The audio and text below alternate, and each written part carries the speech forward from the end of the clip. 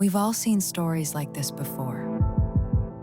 A teenage girl, a new school, rumors, humiliation, a tragedy people called bullying. But what if that word doesn't fully capture what happened? Because this wasn't just kids being mean. It was public cruelty, isolation, and warning signs that too many people ignored. The story of Phoebe Prince forced people to ask how far bullying can go before it destroys someone, and whether we really recognize the damage before it's too late. The truth is, not everything is what it seems. Behind every story, there's more than what we're told. This is where we ask the questions others avoid. This is the unspoken truth about bullying. Truth is, people like simple stories after tragedies, especially when kids are involved. We want the victim, the bullies, the school that failed, that lesson that everybody should learn. And honestly, that's exactly what happened in the Phoebe Prince case. Because the public version of this story became very clean, very fast, and very sensationalized. Welcome to our episode of Unspoken Truths Unfiltered. I'm Autumn Cross. I'm Beth Justice. Thank you for joining us.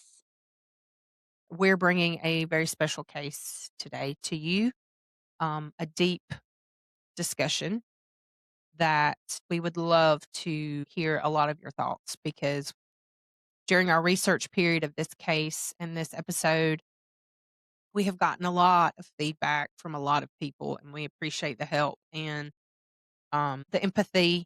And we as well empathize with everyone that's struggling with bullying. 15-year-old Irish girl moves to Massachusetts. She gets bullied relentlessly. Adults fail to stop it. She dies by suicide.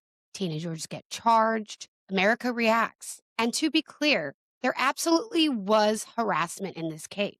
There absolutely were criminal charges. And there absolutely was humiliation, cruelty, and targeting. The deeper you go into reporting and the court records and different views on this case, the messier it becomes. And that's why it still bothers us, because this isn't just a story about bullying. This is a story about group cruelty, school responsibility, criminal accountability versus moral accountability, media narratives, emotional violence, and what happens when the public needs villains after a tragedy. Honestly, I think people just wanted this case to be simple because the simple stories just make us feel better about what happened. They do.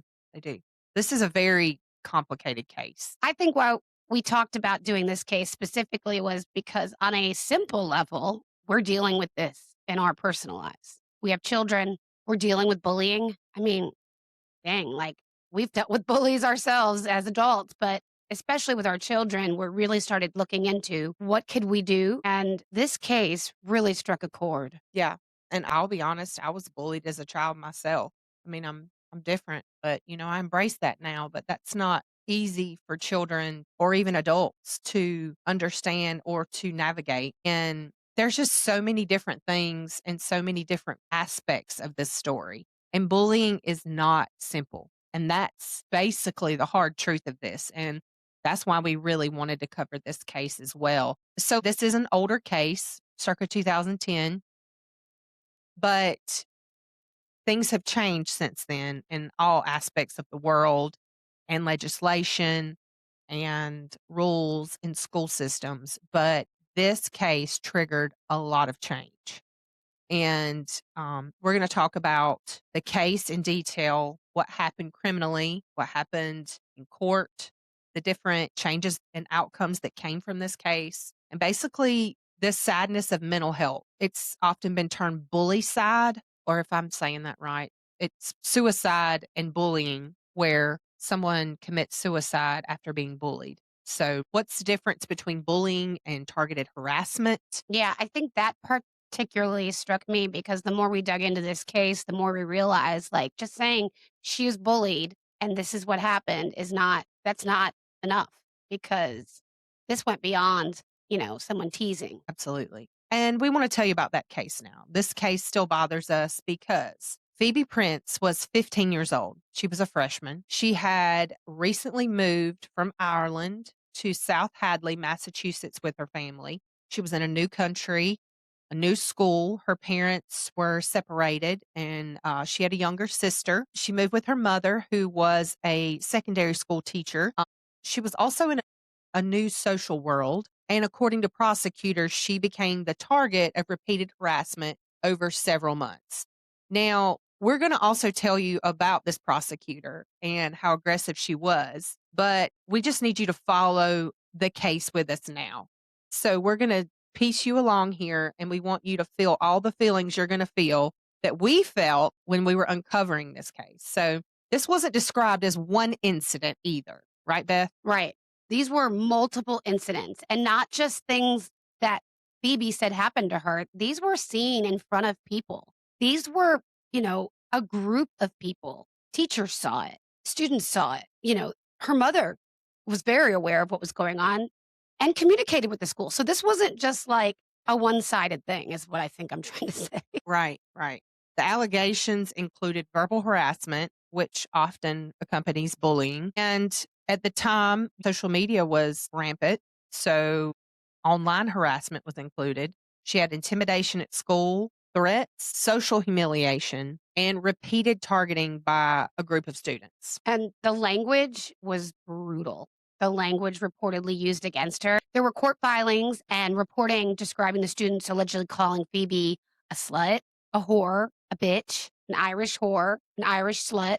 I'm going to say all these words, Autumn, because I know they're so vile that it's hard to even say them publicly, yet alone these are teenagers saying this to a new student. Thank you for saving me. Yeah, I can't even imagine what this little girl was feeling. I can't either. And these details really matter because when I think of bullying and you hear that first, you immediately go to like what we kind of dealt with, maybe like kids picking on you or kids, laughing at you or things like that. But this was actually sexual humiliation. This is what the prosecutor mentioned too.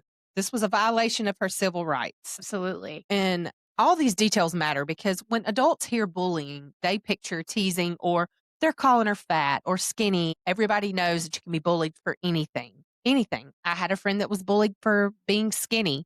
I mean, and I like to tell my children and my friends, you can be absolutely perfect in the average eye, or so you think, and you're still going to get talked about and bullied. Doesn't matter because hurt people hurt people. Hurt kids hurt kids.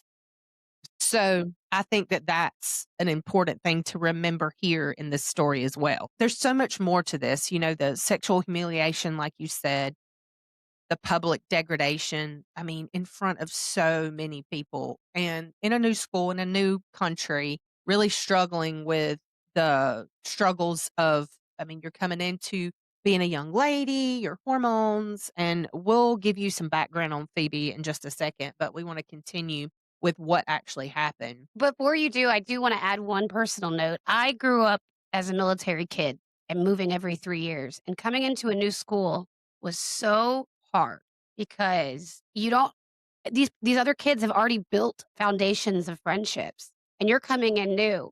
I will say each time you kind of do recreate yourself, and it's something I struggled with as a young person because you could kind of recreate what you wanted. And I read about this with Phoebe that was something they kind of said. And I think you told me too, like being a follower or, they made those kind of insults as well. And I think that has to do with when you're trying to find yourself as a young person and you're moving, it's very challenging without sexual harassment. Yeah, I can't imagine. Sorry you had to go through that. I know that had to have been tough. Yeah, well, I didn't have a different country to come out of. Thankfully, my dad stayed in the States, but still, I can only imagine what she was dealing with. You can empathize with her. Yeah. So, according to reporting, Phoebe was allegedly harassed in hallways, in the library at school, online, through text messages, and publicly in front of other students. Essentially, her reputation, a new girl's reputation, is being destroyed in real time. And one detail from her mother that is really hard for us to shake was Phoebe's mother later said her daughter was so afraid of certain girls at school that she walked between groups of students in the hallway because she feared being physically attacked at school. She did not even feel safe at school. Think about that for a second. It's where you should feel the safest. I mean, maybe the home is the safest, but you're at school. That's where you have people who are taking care of you and bringing you up and teaching you how to become successful adults. Yeah, and you have security officers now in every school. I'm not sure if you did back then. Probably not.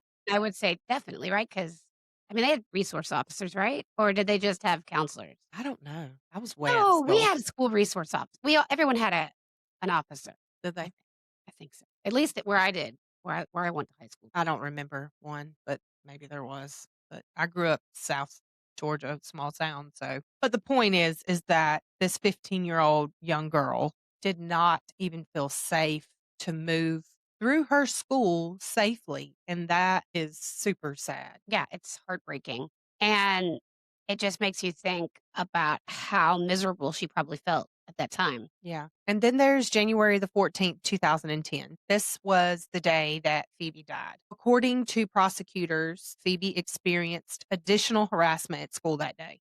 And after school, while she was walking home, Ashley Long, a girl a few years older, I believe she was a senior at the school, later admitted that she yelled disparaging comments at Phoebe and threw an empty drink can at her from a car. So she called her a slut, I believe it was, and threw an empty energy drink can at this 15-year-old child walking home. That detail changes the emotional weight of this case.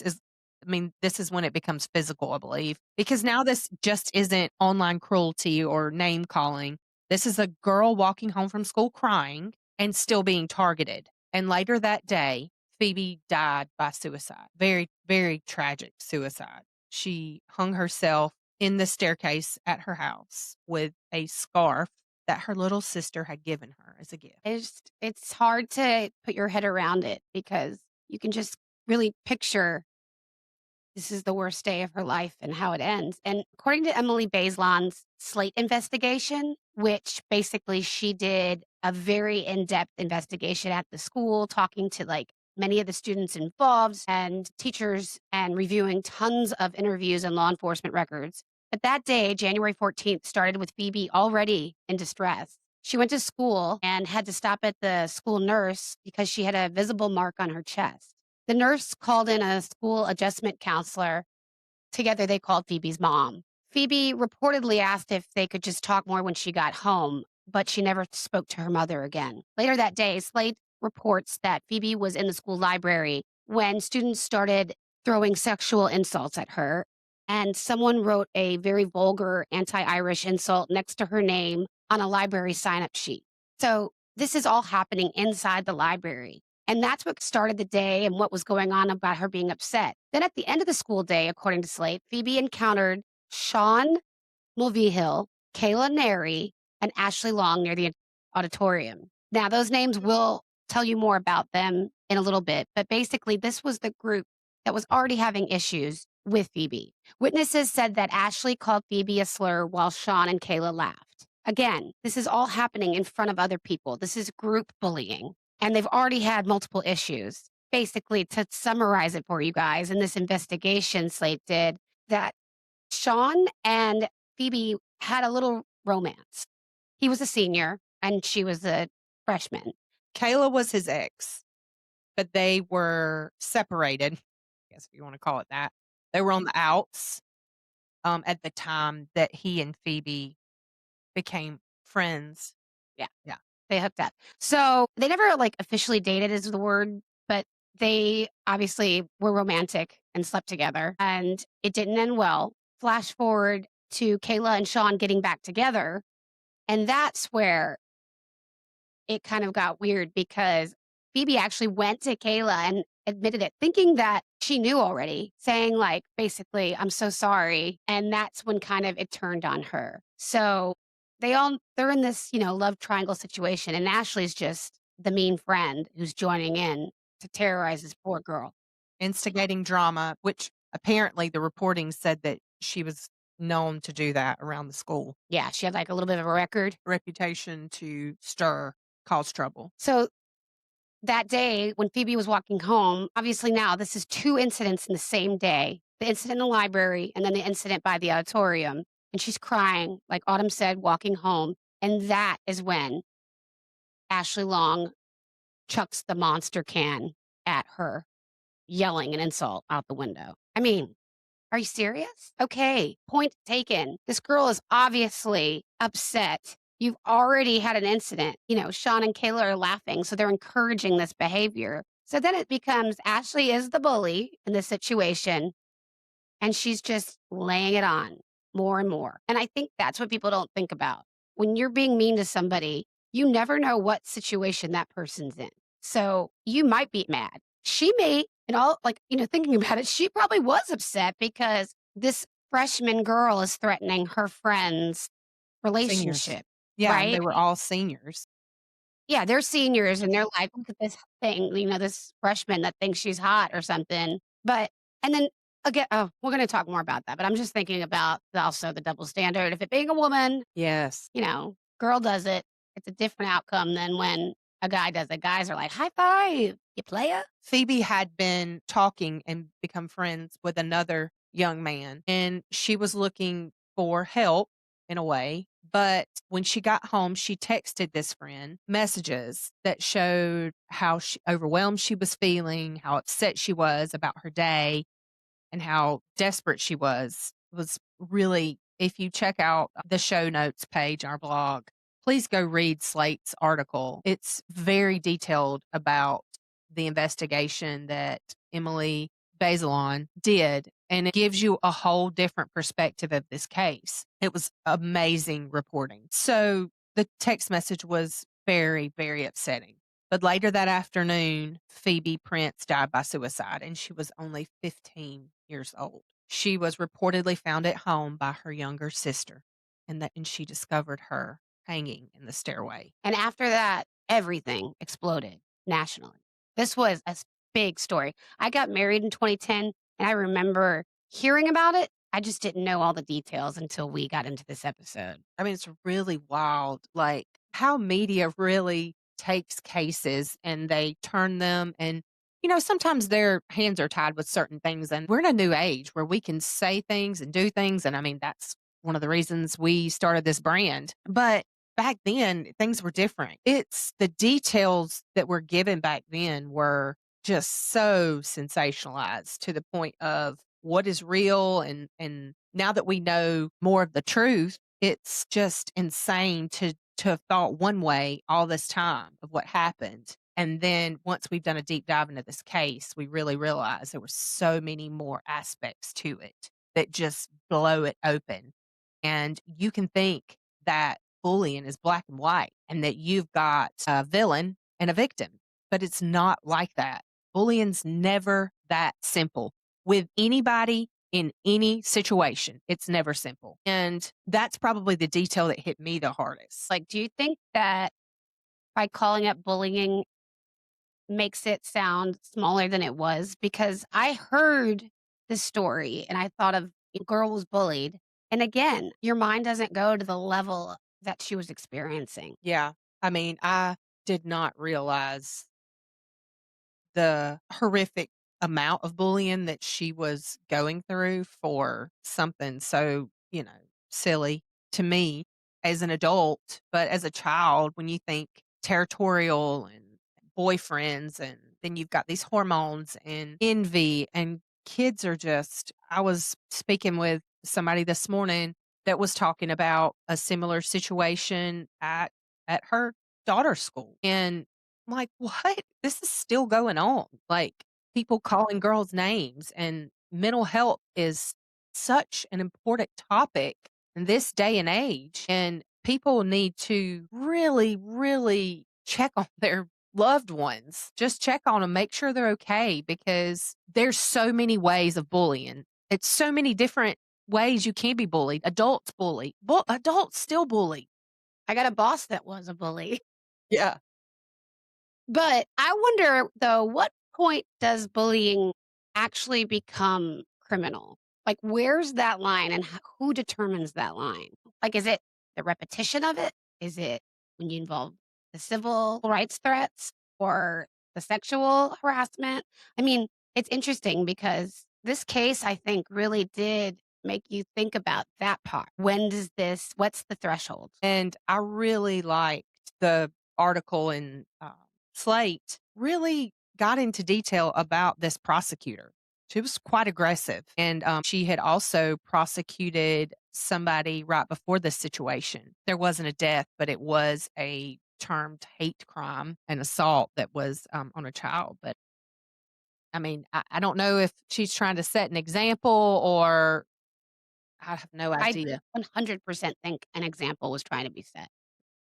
Similar to what you're seeing now with the school shooting cases and parents being charged, I think this at that point was kind of new territory in 2010. Yeah, I agree. I totally agree with you on that. I think it all goes back to so many different aspects of things too. Power, money. You could go down a rabbit hole with it, really. This is where this case shifts into true crime territory, okay? So you've got the suicide, or some term it bully side, okay? You've got what happened at the school.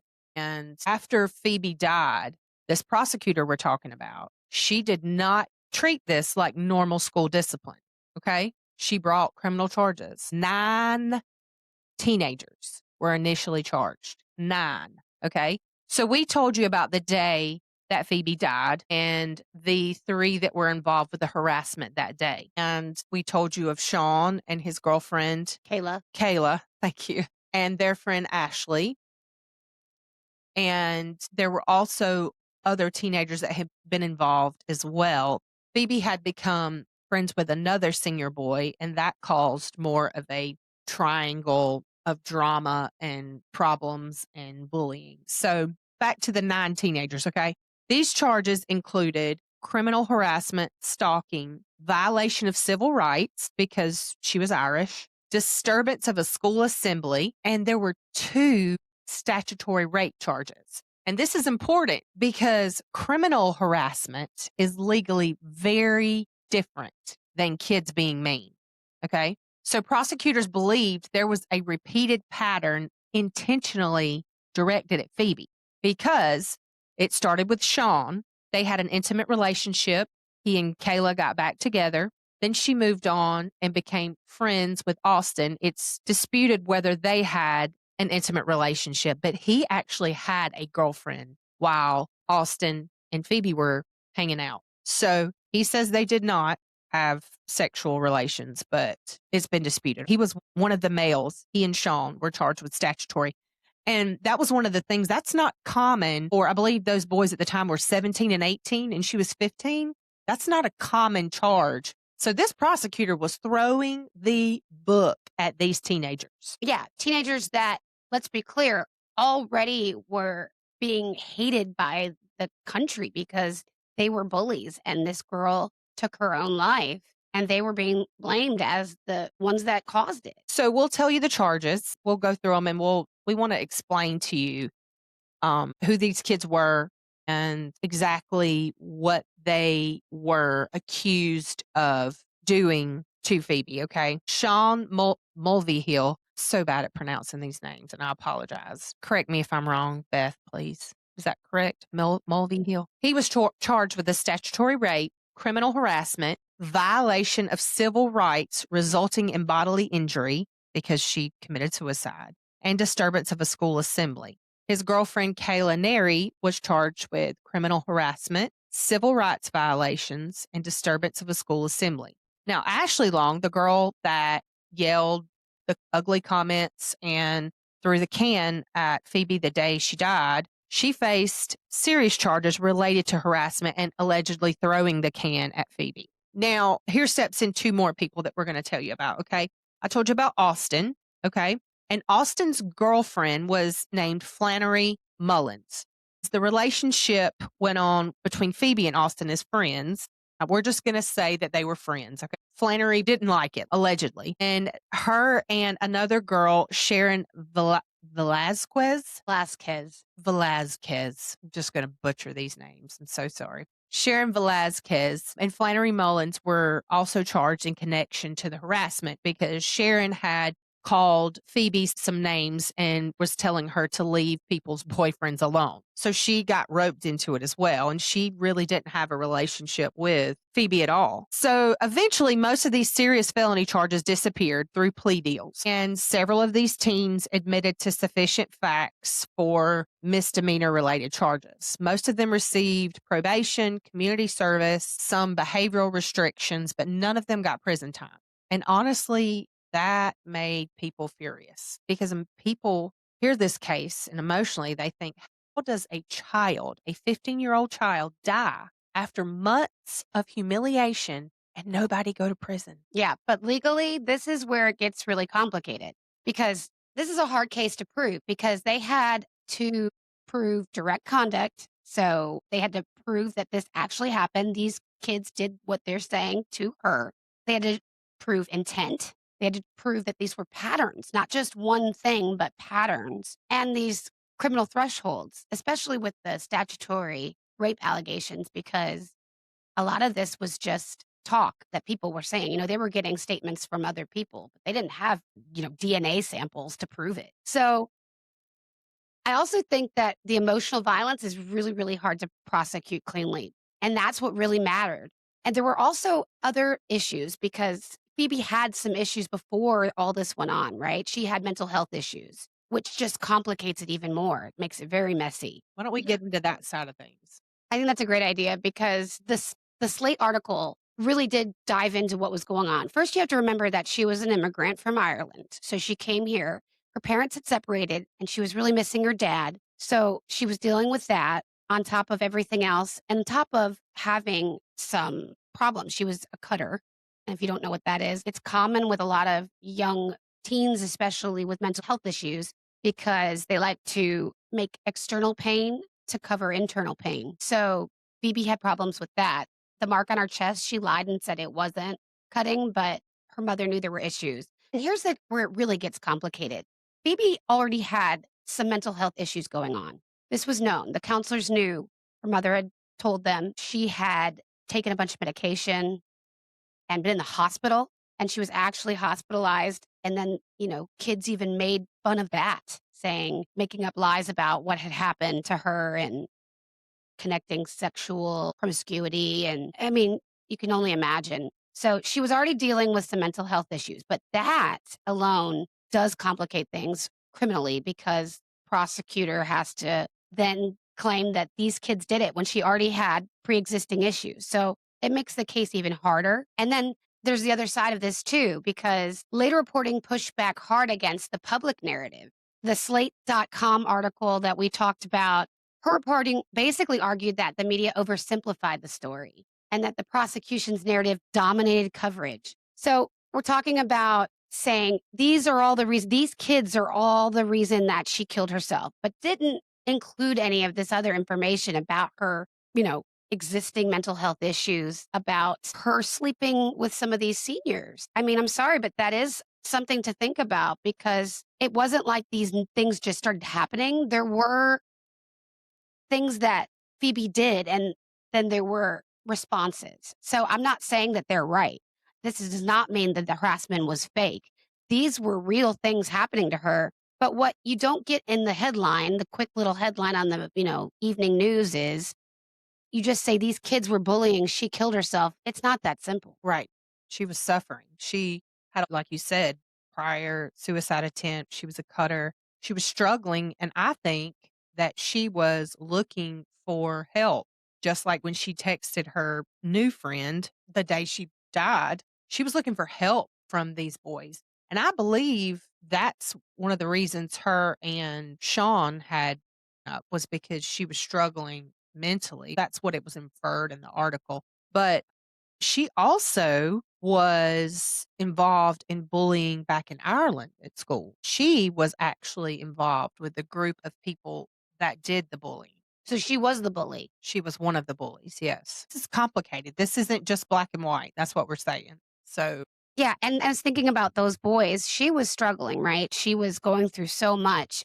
Um, and these are 17, 18-year-olds who are not equipped to handle that kind of pain. No. I mean, I'm not equipped as a mom. You need professional help. Right. And honestly, I don't know if the schools are equipped. Right. They've got all these kids to keep up with and no real legislation that tells them how to do it. It's really not completely shocking. It's unfortunate that this happened this way, but I do wonder how much can we really put on these other teenagers who are all just kids? Right. Like, where does criminal come in versus moral? Like, they morally were doing things wrong, right? But their whole lives were like, I know Sean lost a scholarship because of this football scholarship. We're not victim blaming. I'm not saying that anybody is to blame. I'm just saying none of it is right. None of it. And there should be better practices to navigate these kind of situations. Like, it's still going on today. And I believe worse, Snapchat. I don't believe Snapchat was around back then. Snapchat is where things disappear, you know? If you're not familiar with it, you take a photo or video, you can also write messages and they disappear once you've read them. I mean, it's evolved over the years, but you're talking at multiple different social media platforms that people can be harassed and bullied on. I mean, you've got different people that can log in under false identities, and I mean, it's terrible. It really is. It doesn't just stay at school anymore. It's not, you know, fighting on the playground or whatnot. And it's so many different ways. I do know that part of this is development and part of it is, like we said, hurt people hurting people. And I read this too in one of the articles. It is a power struggle is what it is. When somebody is bullying somebody, they're trying to develop power over that person. And I honestly, I have a friend and she was going through as an adult, some bullying. And I told her, you've got to be comfortable with you. You're amazing. You're great. There's going to be people that don't like you. And that's just the fact. And they're going to be mean. But I bet you money they're jealous of you because you are succeeding and doing well and you're doing the same things that they're doing and being better at it.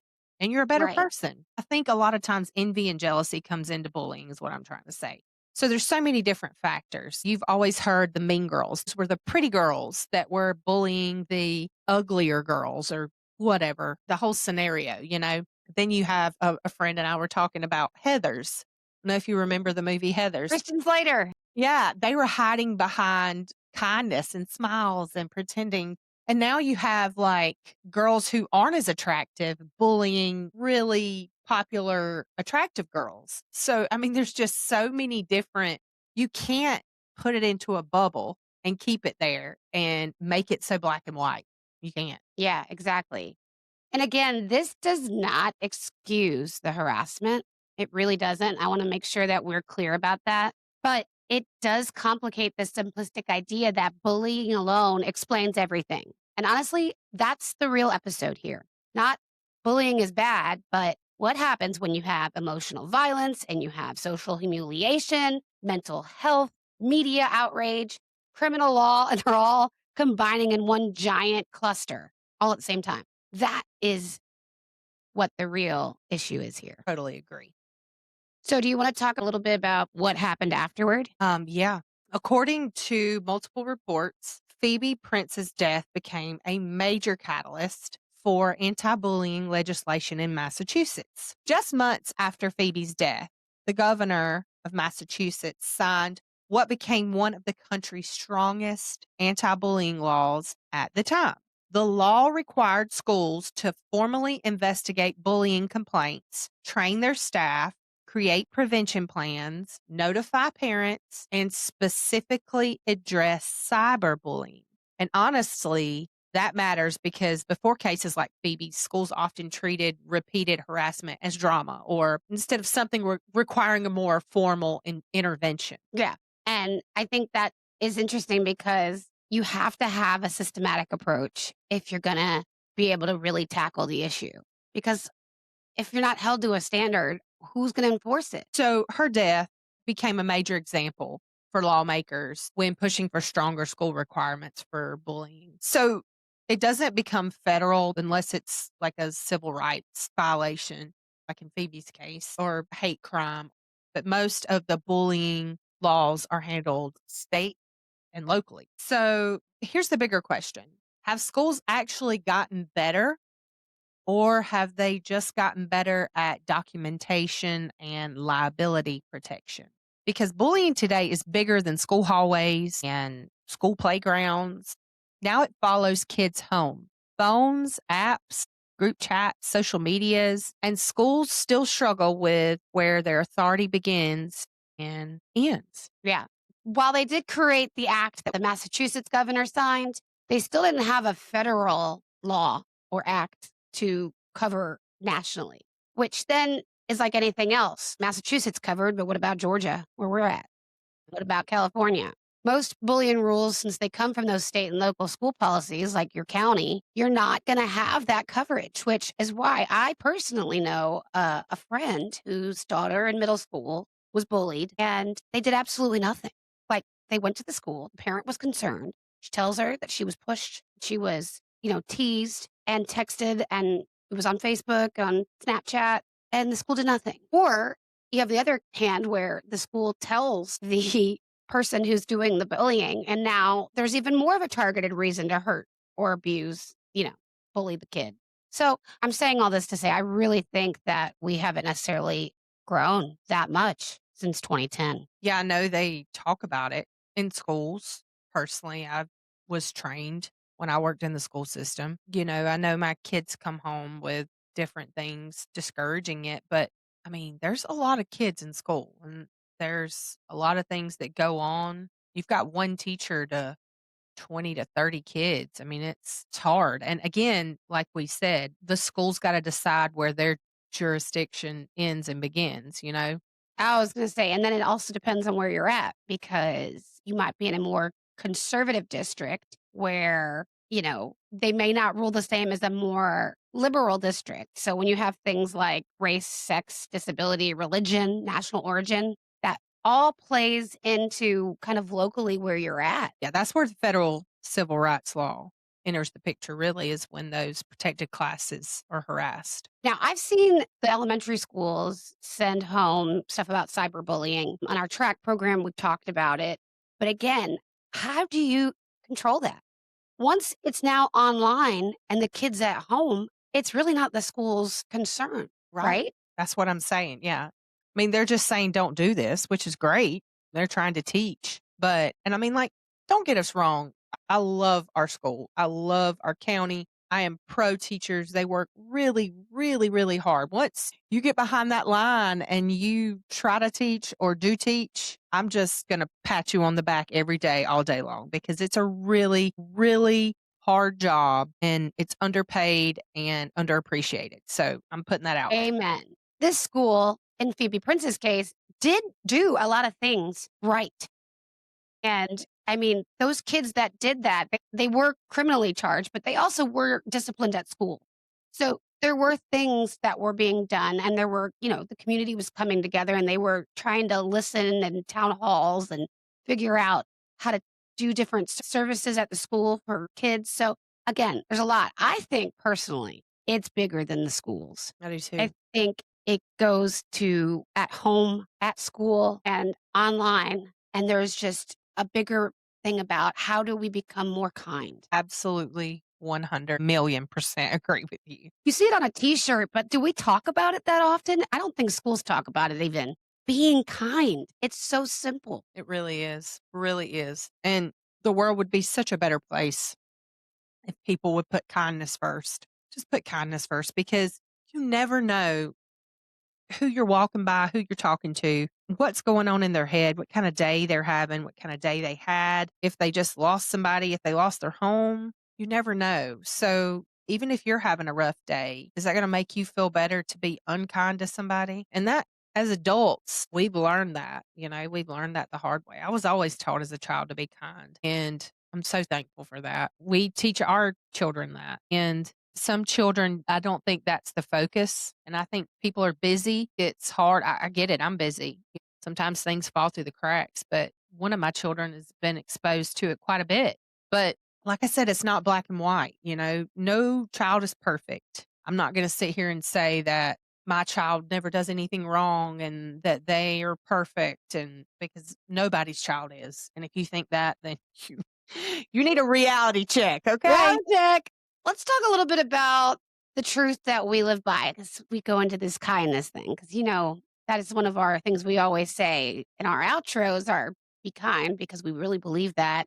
But is there anything we can do as parents or as people to teach our kids about like practical ways to like help if someone's being targeted or someone's being bullied? Yeah, I think this is important too, that something we really talked about, you and I have, and we want to get across is what to do if you suspect someone is being targeted. And this was something we researched too, is how culpable are you if you stand by and experience bullying, but don't do anything about it repeatedly? We're just going to be real here. If someone you love suddenly avoids school, they shut down socially, they panic around their phone or any of their normal behaviors that has to do with social medias. They lose friends suddenly. They seem like they're worried or more distant, emotionally different while they're online. Pay attention. Pay attention to even their eating and their sleeping. And don't start with, are you being bullied? A lot of kids are going to say no, or they're ashamed, or